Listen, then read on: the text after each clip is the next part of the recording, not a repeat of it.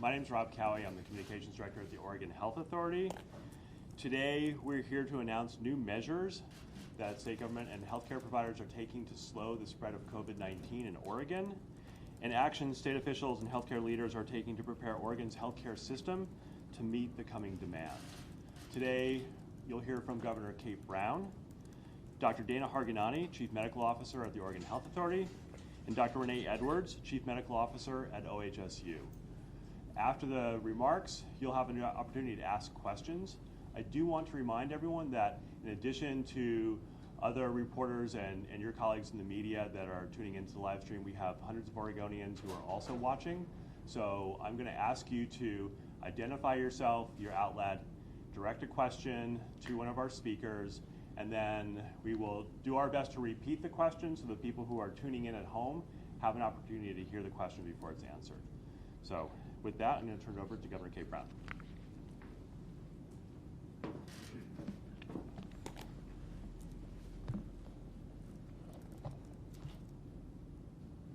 Good afternoon.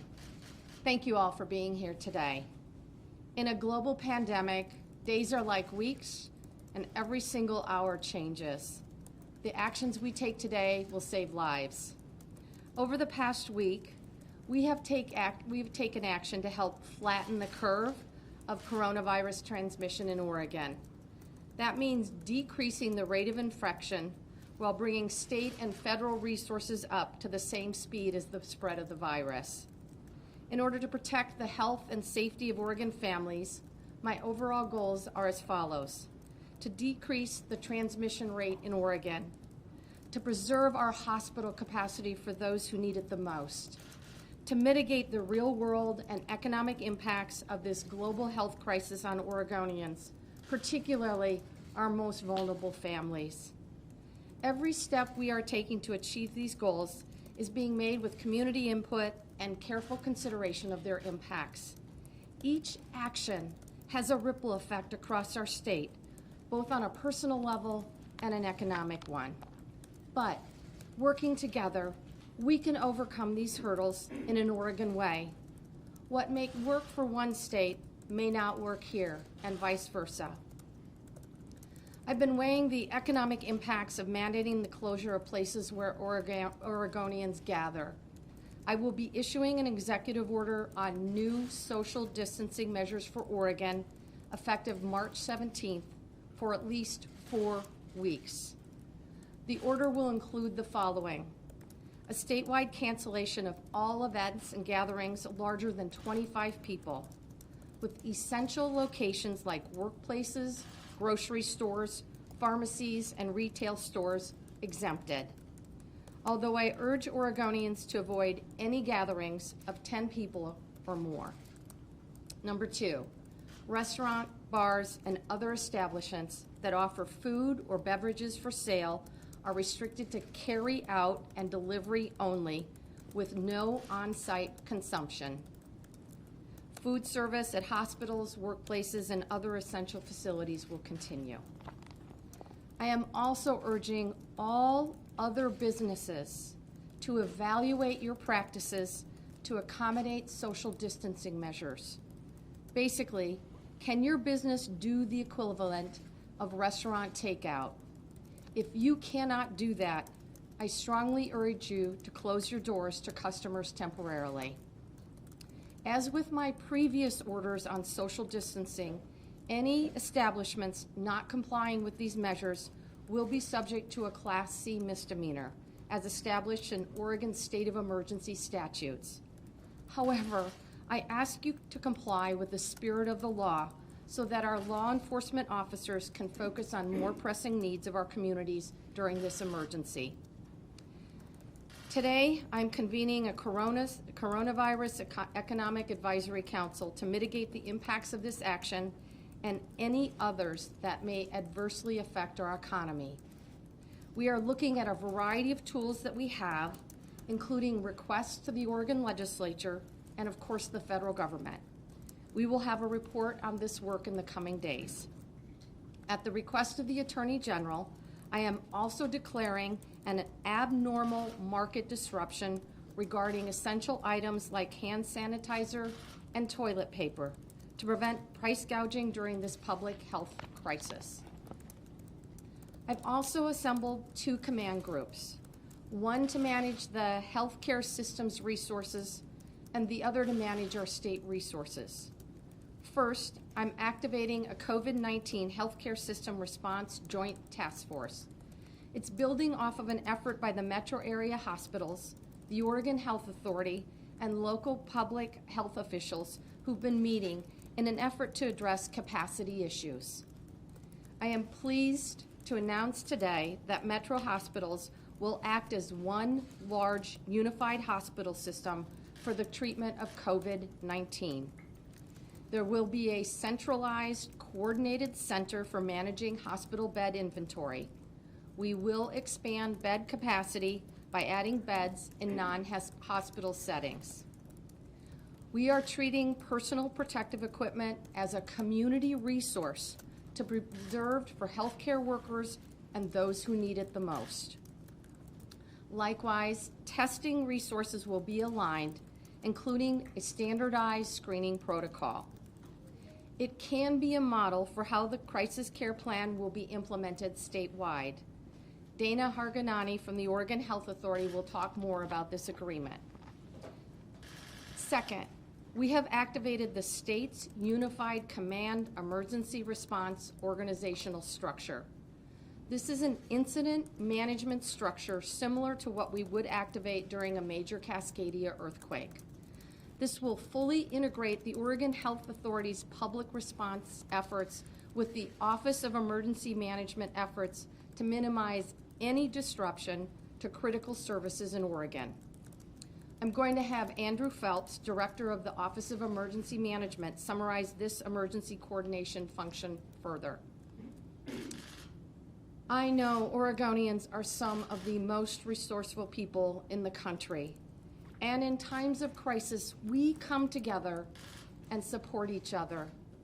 I'm asking you to do that now. Isolation from our friends and neighbors is the only way to flatten the curve of transmission and get Oregon through to the other side. Closing schools and the places we gather these are incredibly difficult decisions for me, because we all know that as a community, we hold each other in times of need. Working together, we are stronger together, even if it's in ways we never thought possible. Thank you.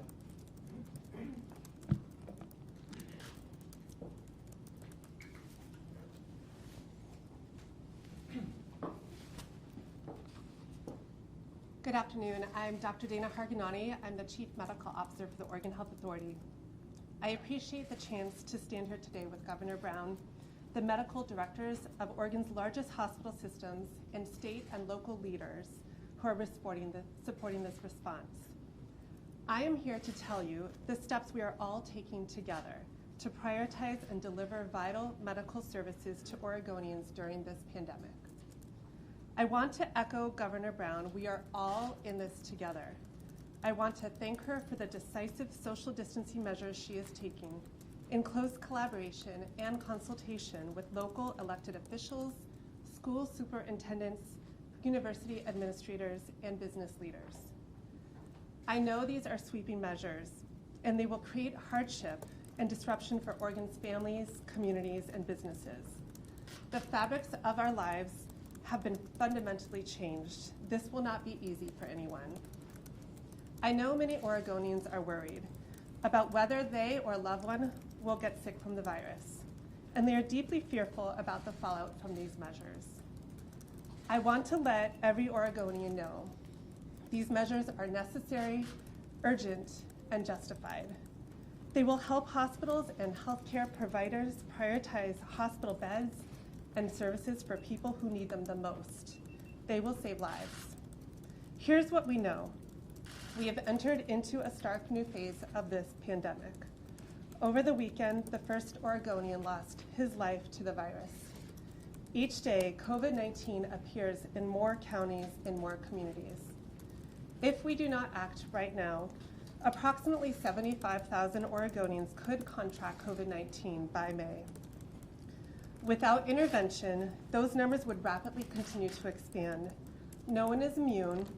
There's no vaccine available to stop this virus, and there's no treatment. Oregon's public health experts and hospital administrators have planned for a pandemic, but those plans depend on hospitals having enough hospital beds and life-saving equipment like ventilators to manage this crisis. If Oregon's health system is swamped by a sudden spike in cases, we will not be able to save everyone. But there's hope. Oregon's healthcare providers and public health officials have prepared for a pandemic. We have a plan, and we're putting that plan into action. Oregon's crisis care guidance was created by health system partners across the state more than a decade ago to prepare Oregon's healthcare system to avert exactly the kind of potential catastrophe we are facing with COVID-19. The plan provides Oregon healthcare system a blueprint to do the following: to manage a surge in demand for medical care and quickly and dramatically expand capacity to treat more patients, to maintain critical functions, to locate and secure alternate sites to deliver medical care, and navigate the difficult, heartbreaking ethical dilemmas clinicians may face when allocating safe interventions in the face of an escalating set of patient needs. I've been working to implement these plans in the Tri-County area with OHA State Health Officer Dr. Dean Seidlinger, Tri-County Health Officer Dr. Jen Vines, and the Chief Medical Officers from Kaiser, Legacy, Providence, and OHSU.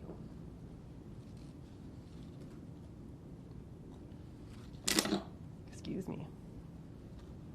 The framework we've developed with the regional health systems establishes a model for how we will implement Oregon's crisis guidance statewide. Not only do these health systems serve the most densely populated area of our state, many operate facilities across Oregon communities. This regional plan addresses the full range of critical decisions state and local health officials and our hospital colleagues need to prepare to make. How hospitals will expand hospital beds and staffing on a large scale. How hospitals will align priorities for COVID-19 testing, which remains in short supply due to federal bottlenecks and international supply restrictions. How to protect healthcare workers and apply a unified staffing strategy to address healthcare workers who may have been exposed to COVID-19. And how the healthcare system will serve vulnerable populations such as the homeless. The regional plan includes a list of needed actions from state government. They include releasing state stockpiles of necessary supplies of personal protective equipment for healthcare workers and securing additional equipment from the federal government and other resources. These supplies are critically low across the country. Expediting the procurement of testing supplies from the federal government, relieving regulatory requirements such as empowering healthcare workers to safely operate outside their standard scope of practice so they can see more patients, especially outside hospital settings, and finding locations to set up alternate care facilities, and finally securing needing funding to support these extraordinary efforts. The Oregon Health Authority stands ready to aid on all of these topics. Under Governor Brown's direction, we have convened a COVID-19 healthcare system response joint task force. The task force mission is to guide health systems around the state to implement Oregon's crisis care guidance. They will work with hospitals in every part of the state to make sure they are ready and to reduce the number of fatalities from COVID-19. Finally, I want to address much of the ongoing confusion about COVID-19 testing. We know many people are anxious to be tested for COVID-19. The reality is that Oregon State Public Health Laboratory has received limited testing supplies from the federal government. We have had to prioritize these limited testing resources for the sickest people and the people who are most at risk. We know Oregonians would not want to squander this vital resource indiscriminately. We are doing all that we can to open the testing pipeline. The hospital partners standing here today with us are committed to conducting testing. Outpatient clinicians are ordering tests from commercial laboratories, and those largest commercial laboratories are reporting the results to the Oregon Health Authority. We include their finding on our daily reports to the public. However, it's important for Oregonians to understand testing supplies remain limited due to federal decisions and supply chain constraints. We simply don't have all the testing capability we would want. While we've authorized outpatient clinicians to use their discretion, we know they cannot order a test for everyone who wants one. They will continue to exercise their clinical judgment as commercial labs work hard to ramp up their capacity. In the meantime, public health officials and our hospital partners will continue to focus our limited testing resources judiciously over the coming weeks where they are most desperately needed. We will continue to keep Oregonians informed about our efforts to expand COVID-19 testing across the state. I'd now like to turn to Dr. Renee Edwards from OHSU to tell you more about the regional plan. Thank you, Dr. Harganati. Good afternoon, everyone. My name is Dr. Renee Edwards, and I'm privileged to serve as the Chief Medical Officer for OHSU Health. This is an unprecedented moment that requires unprecedented leadership and coordination. I can assure the public that the metro area hospitals, Legacy, Providence, Kaiser, OHSU Health, which includes Tuolumne Medical Center and Adventist Health, are all united in our operations and our commitment to serving the hospital needs of Oregonians. This is not just a Portland-based solution. The coordination of the metro area hospitals will also be helpful to the other hospitals across the state because we are all in this together. There are no easy choices, which is why we must take comprehensive steps to safeguard our citizens and address the potential significant strain on our healthcare system here in Oregon. I want to thank the OHA's data scientists and Dr. Peter Graven at OHSU for working together to provide an evolving forecast for what hospitals should be planning for moving forward. They have modeled the hospital bed and ICU needs for the Portland metro area through April 11th. Now, their model only goes through April 11th because the forecasted need from that date is dependent upon what we do now, leading up to mid-April. I want to emphasize that this is a situation that's changing every day. It's a model. But we have an obligation to work together to prepare for the worst-case scenario and be ready to treat those who need our care. The current modeling assumes that the number of cases in Oregon will double every 6.2 days, and that 1 in 5 Oregonians, or 20%, who become infected with COVID-19 will subsequently require hospitalization. And we know this based upon how the spread of the virus has occurred in other cities. Now, of course, the good news about this is that 80% of infected people will not require hospitalization, and they will recover at home just fine. But this modeling does tell us that without a significant slowing of COVID-19, Oregon will not be able to serve the hospital needs of Oregonians without creating more hospital beds. OHSU Health alone may need 80 ICU beds for our expected number of COVID-19 patients by mid-April. This happens to be near our current ICU capacity, and on a normal day, our ICU is already full of Oregonians who need critical care, even without the COVID crisis. So this means that at OHSU, we would need to double our available ICU beds within just a few weeks, based upon this COVID forecast. So if the current trends continue, the state of Oregon may need an additional 1,000 hospital beds and 400 ICU beds to accommodate the volume of patients by April 11th, based upon our forecast. So this is why we're taking significant operational steps to make room in all of our hospitals and to operate as one health system for the Portland metro area and the state of Oregon. To prepare, the Portland Metro Health Systems are launching an unprecedented coordinated approach to make sure that Oregonians who need hospital-based medical care can have it. We will need to work together as one health system to manage this crisis. We're working hard to prepare for this surge, but we absolutely need your help. Make no mistake, social distancing works. As everyone has mentioned, this is hard. It is not what we typically do. But the virus is here, and the goal is to slow the spread so that fewer people need hospital care all at the same time as part of a surge. You may have heard the term that we need to flatten the curve. To put a finer point on this, every Oregonian, and especially healthy Oregonians, can take actions that will literally save others' lives. Please know that remaining home as much as possible, limiting your social interactions, and keeping a distance of 6 feet away from one another, combined with strong hand hygiene, will help stem the tide. And this is not just guidance for our elderly and immunocompromised. We need all of our population and our young people and families to all adhere to this. In fact, data that's emerging from other countries is telling us that the actions of young people, many of whom are healthy, but who harbor the virus with minimal symptoms, they may not even be aware, can make a big difference in how fast this virus spreads. We all need to do our part to prevent transmission of COVID-19 in our communities. This is definitely a situation where we are all in this together.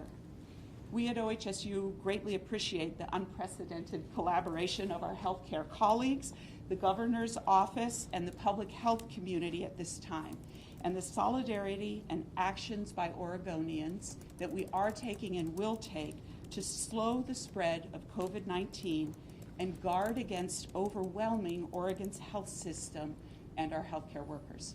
Thank you.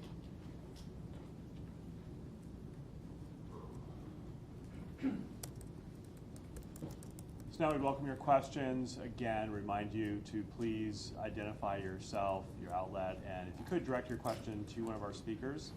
And also, I would also like the speakers to repeat the question for our audience. Do we have? We're going to get Mr. Phelps up. One of the additional speaker. Okay, my apologies.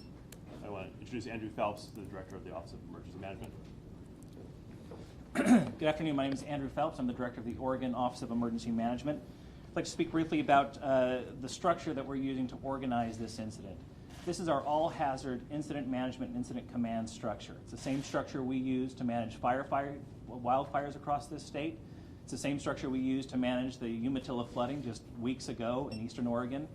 And it's the same structure that we plan for to use during a Cascadia subduction zone earthquake, as the governor referenced.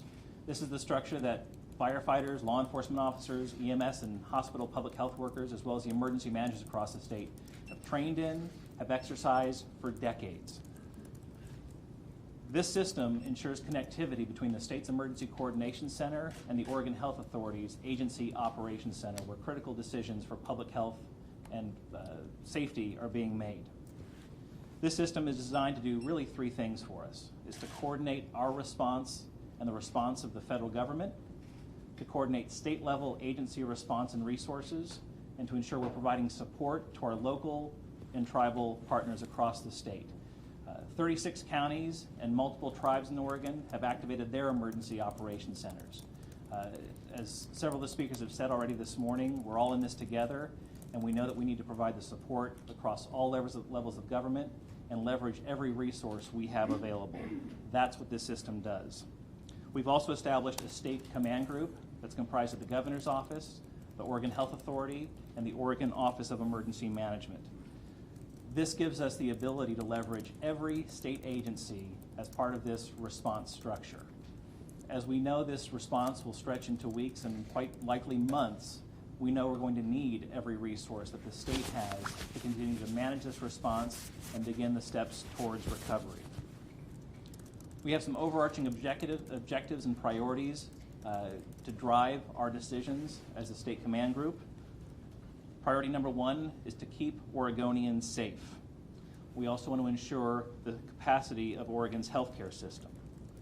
It's important that we're providing timely and accurate information to all Oregonians to allow them, you, to make good decisions to protect yourselves and your families. We want to make sure that we're able to sustain Oregon's business and make sure we maintain a healthy economy through this difficult, unprecedented time. We also want to strive to minimize disruptions to critical state services and to support our cities, counties, and tribes as they're really the frontline responders to this particular emergency. I want to emphasize again, this is not a new system.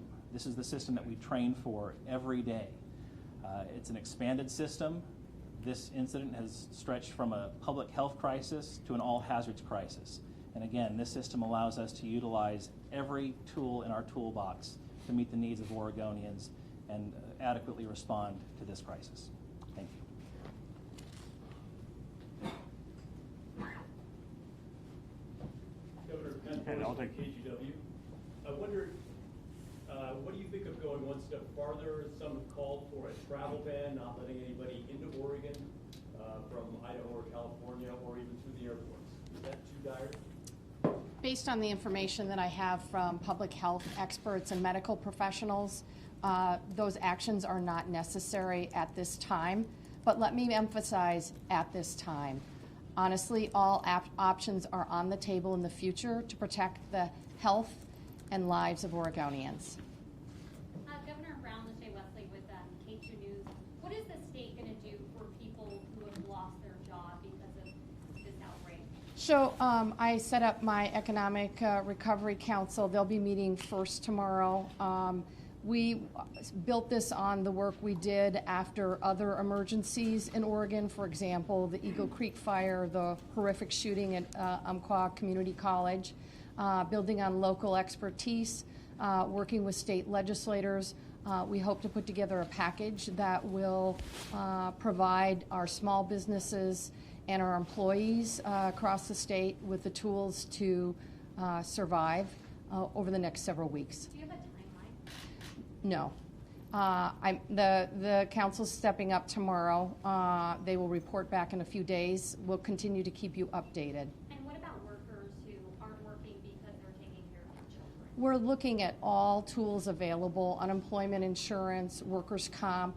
Obviously, we will be asking the federal government for all tools available to them and to us. And we're trying to be very creative and innovative. We want to make sure that Oregon families have the resources they need to pay their rent or their mortgage, and that they can buy basic essentials, food, medicine, and toilet paper. Governor Brown, this is George Vandenhart with OPD. Given all the things you're working on, are you anticipating calling the legislature back at this point? Is that a foregone conclusion? Look, I anticipate that there will be a special session sometime in the next few weeks. She asked about tools that we may need. One of them may be statutory changes to make sure that we have the flexibility we need to provide Oregonians public assistance, other types of benefits. We also, frankly, are likely to need more resources. So I anticipate a special session sometime in the next few weeks. And just to follow up on that, on the resource thing, there was some reporting today that the president told governors he's not going to be there for ventilators. Look elsewhere. Maybe he's a backstop, but don't come to the feds for that kind of equipment. Were you on that call, and how does that change maybe how we're approaching it? I was on that call, and we are continuing to coordinate and collaborate with the federal government in terms of services and supplies. As you know, we had a substantial request into the federal government. We received 1/10 of that request over the weekend in staggered drop-offs. And then my understanding is they're going to deliver another 15% of that request.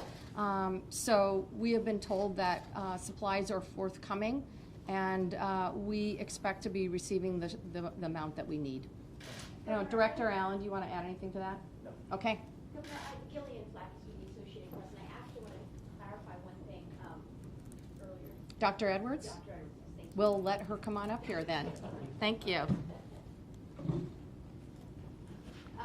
I wondered, you had said statewide in your projections, models could go with 1,000 beds and 400 ICU beds. And I wanted to be clear, is that what we lack, or is that the total of what the need is? And if so, what do we lack? That's the total of the need across the state just to take care of COVID-19 patients. The concern, of course, is that many of those beds are currently occupied by Oregonians who need health care for reasons other than COVID-19. So a significant concern is that this displaces some of the, at present, necessary ongoing health care. If it doesn't displace it, then we need those additional beds. All of our hospitals have taken actions at this time to limit what we call elective care or elective surgical procedures. As we all know, there are urgent medical conditions, conditions of trauma that will always occur on a daily basis. But there are other types of medical care that can safely be deferred for a period of time.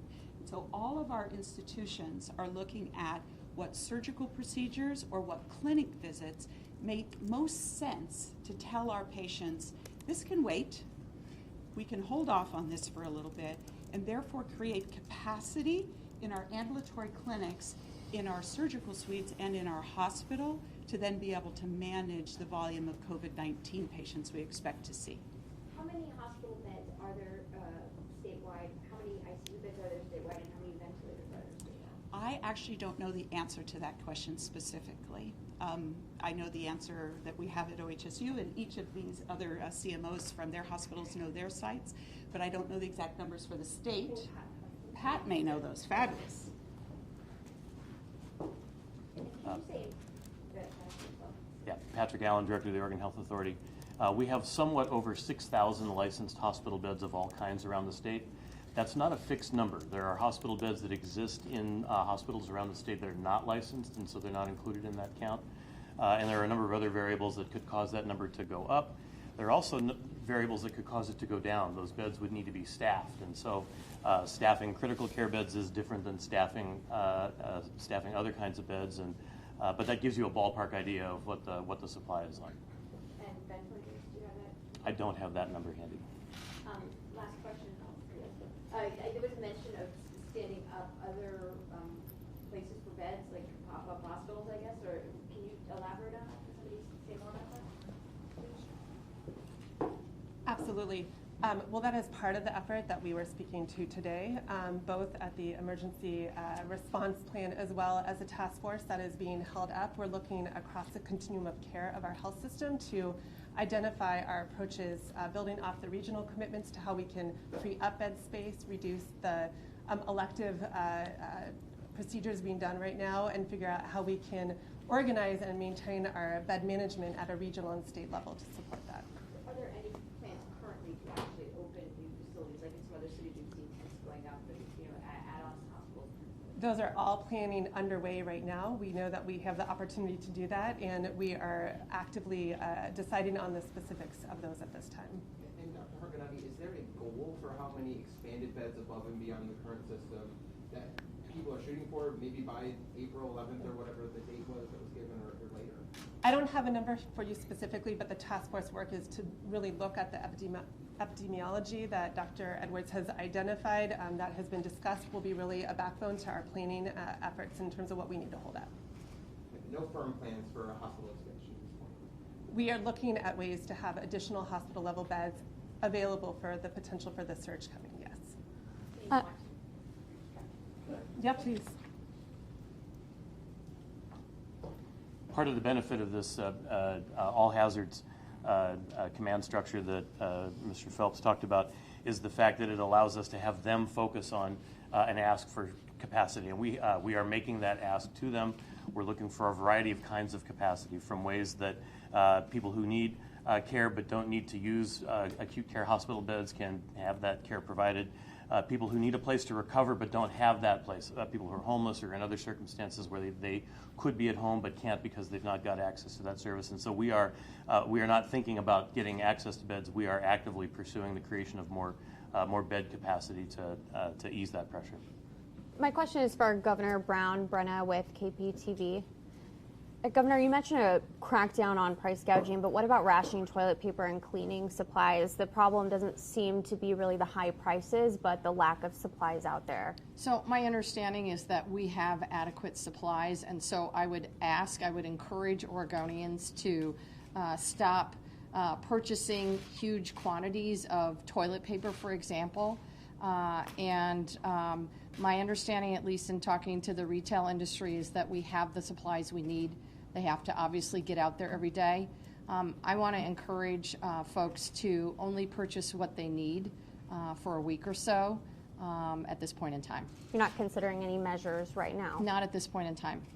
Governor Pat Norris, KCW, there are still some big organizations that are open, tribal casinos, daycares. Are you calling on them today to close? So in terms of tribal casinos, obviously those are on our tribal lands, and those are sovereign nations, and I don't have the authority to close those casinos. I would ask that our tribal leadership of our 9 federally recognized tribes be working with their local health authorities and making the appropriate decisions to protect the health and safety of Oregonians. And your second question was daycare. We're working on a plan for childcare, at least for essential workers, that'll be released sometime in the next day or so. Again, we have to make sure that when we have parents who are doing essential public services like public safety or healthcare, that there are daycare sites available for their children to go and be safe. Governor, question over here. Steve Freer, Chief Medical Officer for Providence in Oregon. One of the most pressing needs for all of our healthcare providers is personal protective equipment, the material we need to protect ourselves and take care of these patients. And as you know, this material is in short supply across the entire country. What tools does the governor's office have to either augment production locally or to repurpose industry in the state of Oregon towards producing more of this material? That's a great question. And I assume everyone heard that question. That's why it's critically important that our hospitals coordinate and collaborate around eliminating non-essential surgery. I have spoken with the Oregon Dental Association, and they are also focused on eliminating, let's see, I want to make sure I say this right, non-emergency procedures to preserve personal protective equipment. That includes masks, gowns, and gloves. And it's absolutely critical for our healthcare workers to have access to PPE because it preserves their safety and prevents the spread of the disease. But we also need it in other settings like congregate care or assisted living facilities. We're also working, our ECC is controlling that, and the work the 4 hospitals are doing, frankly, gives us a roadmap for the rest of the state. So, Director Allen, do you want to add anything else? Yes. Thank you, Governor. The supply of personal protective equipment is a critical problem that we're facing and the entire nation is facing right now. The system is dependent on our having a state stockpile, which we do and which we've been actively distributing from. But it's also critically dependent on federal stockpiles, both at the Department of Health and Human Services, and now that there's been a federal emergency declaration through FEMA and through the military. And as the governor indicated early, we've made a significant ask and received about 10% of that and expect to receive another small component of that. We are pursuing creative kinds of ways of trying to come up with locally available or locally created PPE. But that's going to help at the margins. That's not going to help with the system overall. If there's not a significant change in the federal landscape on this, we will run out of PPE, and that's not just in Oregon. That's nationwide. Director, I have a quick question for you. At least according to one data set that's been reported on in the last day, it looks like Oregon may have the fewest hospital beds per capita of any state in the country, 1.6. Interested in how maybe we got there. I mean, do you have any sense of why we would be the lowest in terms of hospital beds? By doing a good job of providing access to primary care so that people don't require hospitalization and we're able to save costs in the healthcare system. So that's a good thing that we don't have that many hospital beds? You know, it's hard to generalize completely on an issue like that. And I did mention earlier that there are unlicensed beds that exist around the state, and that number isn't necessarily a fixed number. But yeah, we've been trying to shape the healthcare system to provide less acute care because we've done a better job of managing chronic conditions earlier. Right, but then in a situation like this, then maybe that becomes a difficulty. Is that right? Well, I mean, it's hard to argue that we should keep people sicker so that we have the hospital beds, right?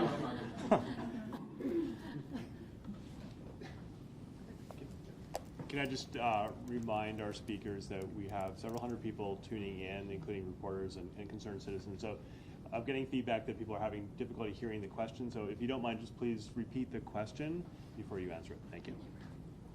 I have a question for Dr. Bergman. The case of the Portland Business Journal. Can you talk about the coordination? Is there going to be a central triage?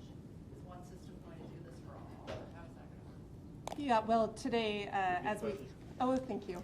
The question is, how are we going to do the coordination? Is there going to be a central place? Is it across hospitals? Just a question generally how that coordination will happen. So as we've talked about today, the regional hospital and our largest hospital health systems today are committed with partnership with the state and local government to do that coordination together, to look at where the needs are at a hospital level in particular and the needs of patient care. We're using that model and that collaboration to build on that with our task force that we're convening immediately that will help us look statewide and build on that. We're really using the crisis care guideline that I spoke to be a framework for lifting that organization and coordination across the state. Jillian Franks with the Associated Press. What about rural hospitals in Western Oregon? Is there rural small hospitals? Do you think they're prepared? We've been in contact with them. Oh, sorry. The question for everyone is what's happening with the coordination with rural hospitals and are they prepared? We've been working closely with the Hospital Association and hospitals across the state. We will be working with all of our partners across the state, including those hospitals and rural providers in this task force that we're lifting up now. Yes, I think everybody's preparing for this for a long time. People have used this guideline, and now we have a time to put that into place here.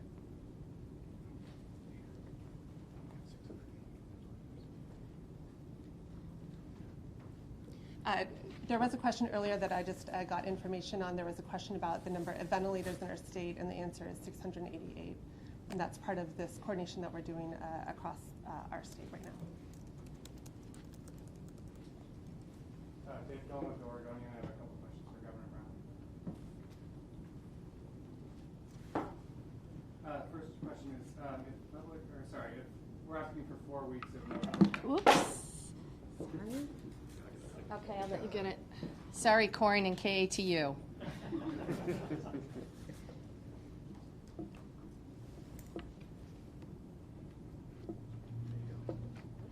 Yeah. Thank you both. I'm sorry. Go ahead. Sorry. Okay. So if we're talking about 4 weeks of no public gatherings, does that mean public schools will now be closed for 4 weeks? We are evaluating our. Thank you. Sorry. Public gatherings over 25 are going to be canceled for the next 4 weeks. The question is, does that include schools as well? We're reevaluating our school policy. We will be announcing further decisions in the next couple of days. So at this point in time, we're still on the 2-week plus 2-day plan. And then one more, if you could clarify what specific new task forces or plan activations began today? I believe most of the actions from the Emergency Command Center to the Economic Recovery Advisory Task Force had been set up earlier. I'm not aware of anything other than the specific directives that happened exactly today. Governor, I know in Washington, clubs, gyms were also extended as part of the restaurant. Is that part of your order as well? Well, it's part of my request, right, for businesses to evaluate the services that they provide Oregonians. If they can't provide sort of a takeout option, to really examine whether they can continue to function as a business over the next few weeks. One more clarification question just related to that. How does this impact malls? That's a great question. My understanding is that we had a specific exemption for grocery stores and retail services. So, because in malls, you can comply with social distancing, for example, so 3 to 6 feet. That at least the malls I have been in, you can do that, and so my understanding is it would not apply. Obviously, there are food services in malls. We would ask that they comply and do the takeout version. You're talking about actual stores. Yeah, thank you. Great question. Thank you. 2 more questions? I had a question for Dr. Edwards. I'd be interested in seeing the full set of data or modeling that you referenced, and it was not clear. I missed who actually carried that analysis out? Yes, the question is about the full analysis and where that analysis was developed. We're very fortunate at OHSU to have Dr. Peter Graven, who has been working on this modeling actually for several weeks as he's been watching what's happening around the world. And so he has done some forecasting, and he's also worked with the analysts at the OHA. And one of the commitments that we all made together with one another across the health systems was to contribute whatever analysts we had in our health system so that we could get all of these great minds together to have the most accurate forecasting and modeling as we move forward through this time. I anticipate that ultimately this model will be released. I cannot tell you right this second exactly when that will be. What do you think would dictate? I know people would be interested, obviously. Yeah, I think that I would like to talk to the folks at the OHA and also at OHSU and make sure that that's something that's ready to be released. I also want to make sure that we remember there are lots of questions, of course, about what resources we have, what hospital beds we have. Our goal is to prevent that surge. Our goal is to not have to get to talking about that place, but to employ the social distancing that Governor Brown has announced today to flatten that curve so that we don't actually have to see the rise and the potential peak that this model predicts. And I just really want to emphasize that point. Just very quickly, we would expect to release that model. What we've been speaking from today are preliminary results of work that's really not quite complete yet, and that's what would cause us to need to take some time, is to actually finally finish the work and have some review of it. Do you know how long that could take? No. Would you think that Last question? So, a big part of what we're all grappling with is letting the public know what the concern is and what the danger is.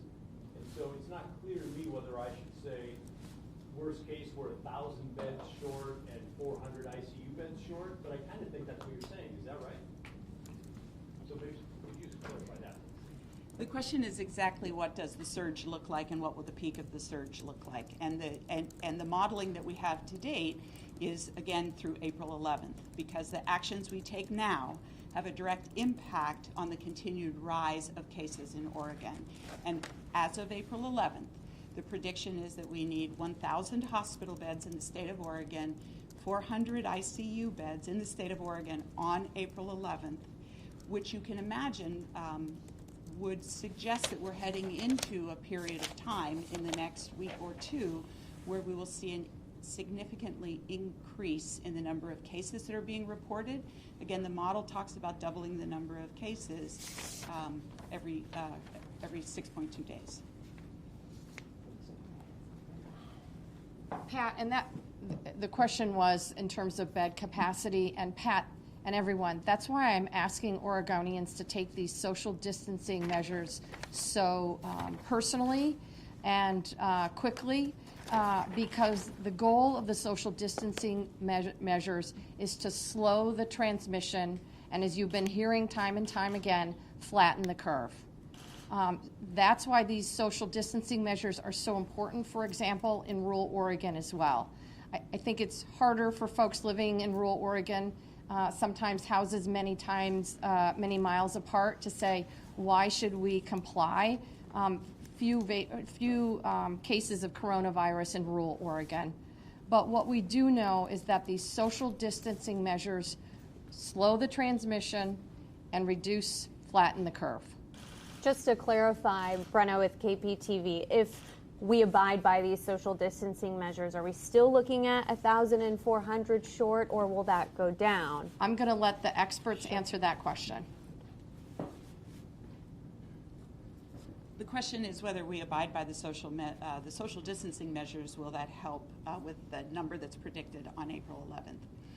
And we actually don't know yet, because we don't know, based upon Dr. Graven's model, if I'm saying this correctly, Mr. Allen, that we don't know yet if it's too late to have an impact leading up to April 11th, or if the changes that we make now will actually then impact after April 11th. But that's why we have to start right away. Thank you.